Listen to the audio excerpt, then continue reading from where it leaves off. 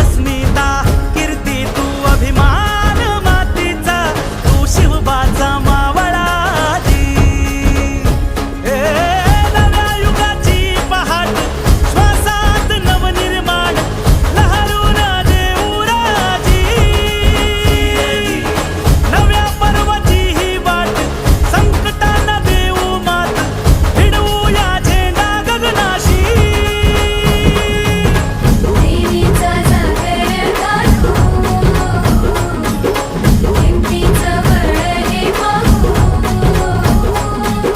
माणसाला माणूस की दे